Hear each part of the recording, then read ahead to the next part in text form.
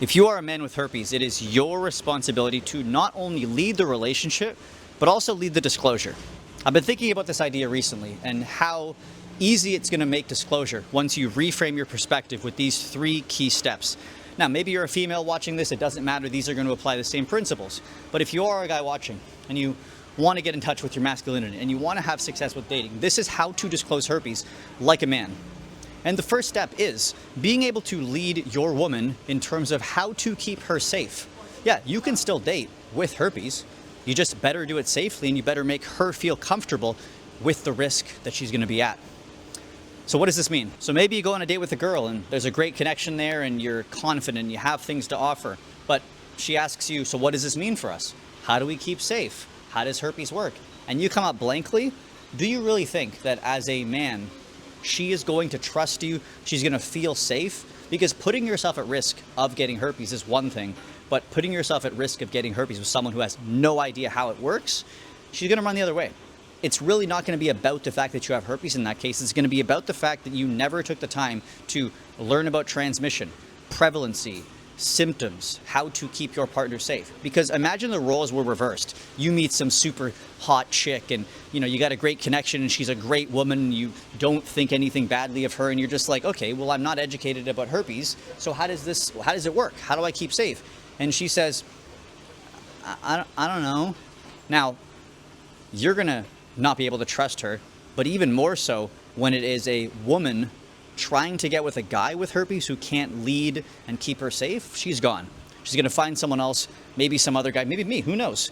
With that being said though, the first step is get educated about herpes. So understand transmission, understand how to reduce the risk for your partner, be able to communicate that effectively with her, and don't be pushy. Don't try to convince her that the risk is minimal, even though the risk is small. And don't try to manipulate her and lie to her and stuff. You want to have confidence in yourself that you can find other partners. You want to have confidence in her and her decision. And you want to give her the space to learn more about herpes and make a decision from there.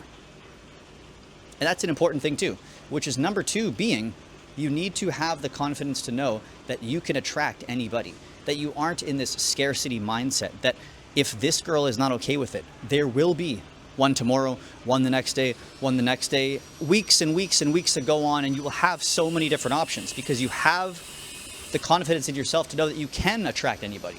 You can go out there, you can talk to someone, you can communicate your status to them, you can communicate the things you have to offer, you can use your diagnosis as a motivator to improve yourself. Because the thing is, when you only have a mindset of this is the only disclosure that I'm going to ever have and this one has to accept me and I'm going to come off as super needy if she doesn't want to be with me and I have to get her approval, she's going to be turned off. You almost want to feel like the woman can tell that she's missing out on you.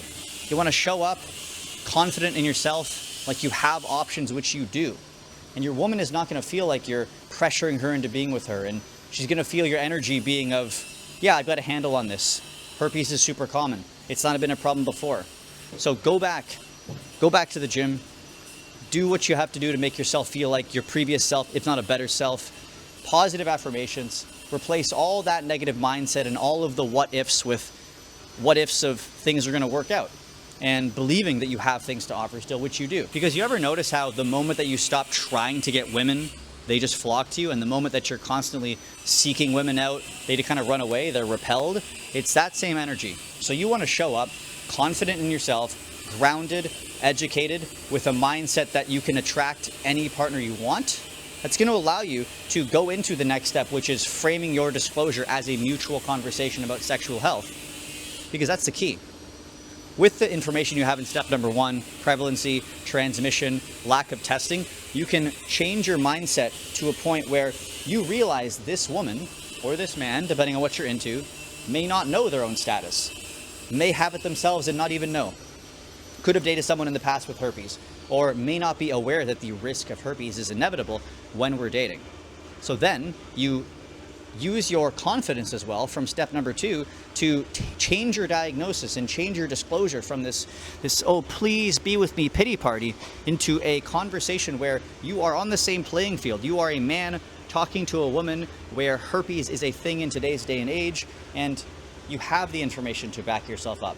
you have the confidence to have many options out there. And disclosure should be this normal thing because both type 1 and type 2 are in more of us than they aren't.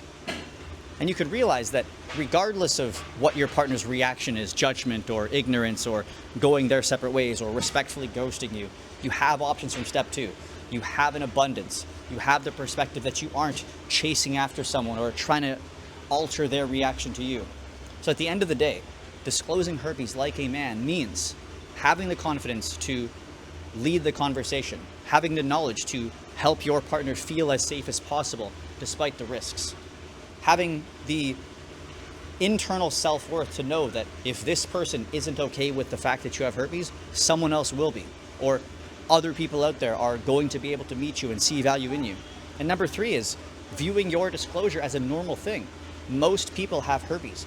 Most people should be disclosing their status in an open conversation between dating partners. Do it. Because on the flip side, dating and disclosure, not like a man, sounds like this. Hey, we got to talk about something super duper serious. So I hope you don't judge me, and I hope you don't look at me differently. And it's okay if you don't want to talk about me. And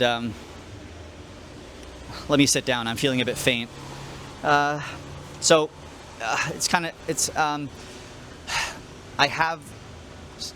something bad happened to me last year, and I got. It's hard to even talk about it. I got hurt. She's already gone. Right, she's already gone. I have herpes. And now, if at this point your partner wants to learn more, you might come up and say, I'm really not sure how it works. I can barely get my outbreaks under control. You probably don't even want to date me.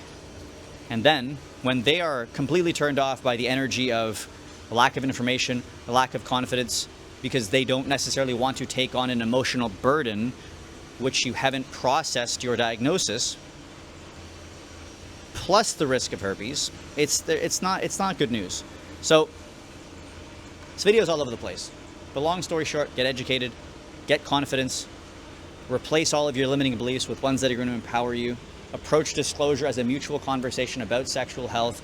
Lead the conversation. If it feels like you're an imposter right now, that's okay. Imposter syndrome about feeling confident with your disclosure and leading the conversation is the sign you are going in the right direction.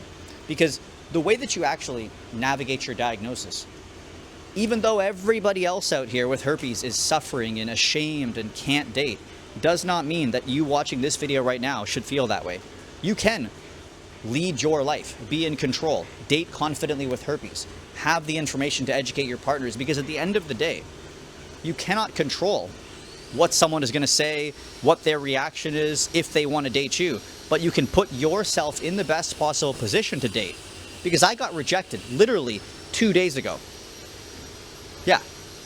It was pretty awkward. It was pretty bad. There's a video that's already out on my channel. It's right there. Go watch it. Or it's right there. I don't know where the card is going to be. But guess what? I'm moving on. That person doesn't want to date me. That's fine. I'm going to move on. I'm going to have the same leading conversation with the next girl. Hey, this is what it is. This is how to keep safe. This is the prevalency. I'm all ears if you have any questions. If not, that's okay too. It was a pleasure meeting you. I'm going to go find someone else. I'm going to meet someone else. And it's on you. And at the end of the day too, a lot of people who I've spoken to about herpes, whether it's a romantic disclosure, whether it's just friends, are very, very thankful to have learned more about it. So if anything, be a man, disclose your status, educate partners. You might find that in a week's time they come back and say, you know what, I did some research. You're a great guy. Thanks for the honesty. I'd like to talk more about maybe getting back together or maybe having another date.